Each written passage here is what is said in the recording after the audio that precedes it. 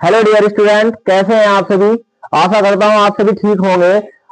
Dear student, हमारा जो topic चल रहा है एप्लीकेशन, आप कल हमने आपको एक एप्लीकेशन से 3 एप्लीकेशन बनाना सिखाया था। किस तरीके से हम एप्लीकेशन लिख सकते हैं, कोई दिक्कत नहीं है, बहुत इजी वे में हमने आपको एप्लीकेशन बनाना सिखाया था।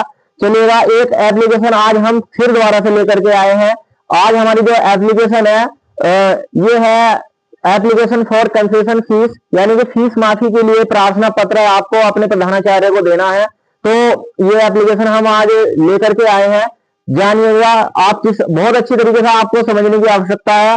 यदि आप अच्छे से समझ लेंगे तो आपको बोर्ड एग्जाम में 4 अंक प्राप्त कर लेंगे आप, क्योंकि कभी कभी ऐसा होता है कि जो हम याद करते हैं वो एप्लीकेशन नहीं आती। यदि हम तरीका एप्लीकेशन लिखने का तरीका सीख लें तो बहुत अच्छी तरीके से हम एप्लीकेशन लिख सकते हैं, अपने बोर्ड एग्जाम में 4 अंक प्राप्त कर सकते हैं। तो आइएगा शुरू करते हैं किस तरीके से हमने ये फीस माफी की एप्लीकेशन लिखनी है। चलिएगा, देखिएगा एप्लीकेशन फॉर कंसेशन फीस, इसका जो क्वेश्चन आएगा आपका आएगा तो काफी बड़ा, लेकिन मैंने शॉर्ट में लिख रखा है यहाँ पर जो है एप्लीकेशन फॉर कंसेशन फीस। इसको हिंदी में हम कहते हैं फीस माफी के लिए एक प्रार्थना पत्र। ठीक है, हर एप्लीकेशन का मैटर इस तरीके से लिखना होता है। जो फ्रंट पर जो ये सामने लिखा हुआ है, जैसे टू है तो टू ऐसे ही लिखना है। इसको हम सेवा में बोलते हैं द प्रिंसिपल। प्रिंसिपल यानी कि प्रधानाचार्य जी, श्रीमान प्रधानाचार्य जी। मैंने एग्जाम्पल के तौर पर एक कॉलेज का नाम लिया है GIC बिजनौर। आप वही लिखेंगे जो आपके कॉलेज का नाम होगा। जैसे भी आप जिस भी कॉलेज में आप पढ़ते हैं आप उसी कॉलेज का आप नाम लिखेंगे जो भी है। ठीक है, अब देखिएगा सर या madam.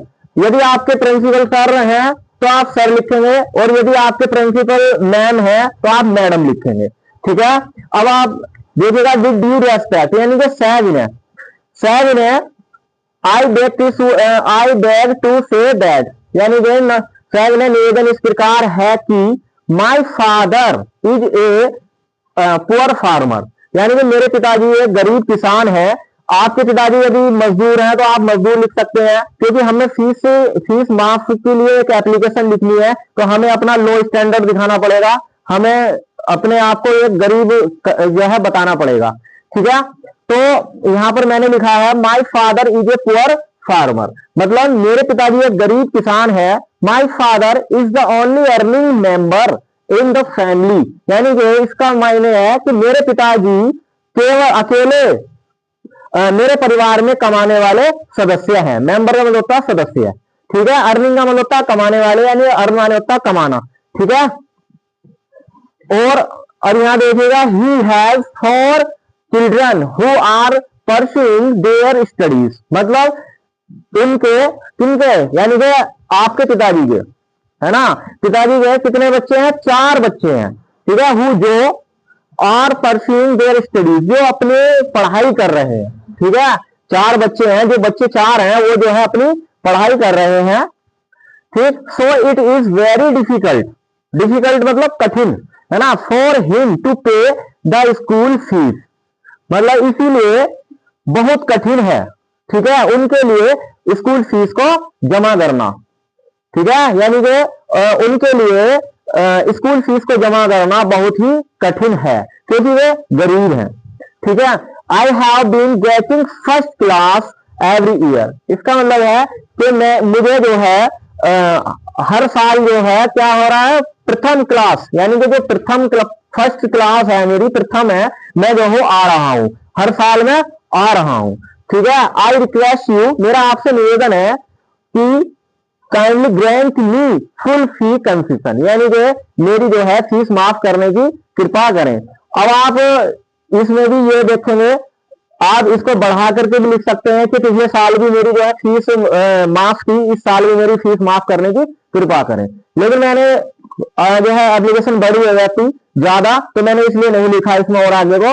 I shall be highly obliged to you, इसका मतलब ये है कि मैं आपका बहुत ही आभारी रहूंगा। थैंक यू, धन्यवाद। योर ओबीडियंटली, मतलब आपके आज्ञाकारी शिष्य या शिष्या। ठीक है ना, XYZ जो भी है, मतलब यहाँ पर बोर्ड एग्जाम में वैसे XYZ ही लिखते हैं, कुछ और नाम वगैरह कुछ नहीं लिखते।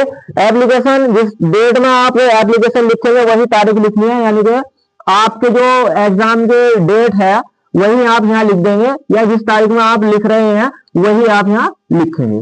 ठीक है, आई होप आपको बहुत अच्छे से ये वीडियो समझ में आया होगा, ये एप्लीकेशन समझ में आई होगी।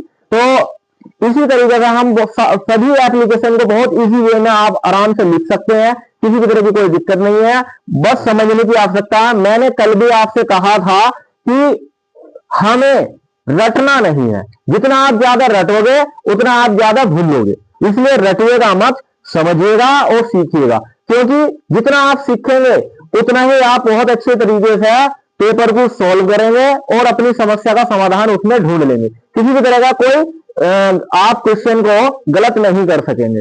इसलिए मेरा कहना यही है कि आप बहुत अच्छी तरीके से समझिएगा और उसको सीखिएगा, फिर दोबारा से बार बार कोशिश कीजिएगा, क्योंकि कोशिश करने वालों की कभी हार नहीं होती। यदि आप अच्छे से कोशिश करेंगे, मेहनत करेंगे, तो आप बहुत अच्छे अंक अपने बोर्ड एग्जाम में प्राप्त कर सकेंगे। आई होप आपको ये वीडियो समझ में आया होगा, ये एप्लीकेशन समझ में आई होगी। इसी के साथ धन्यवाद।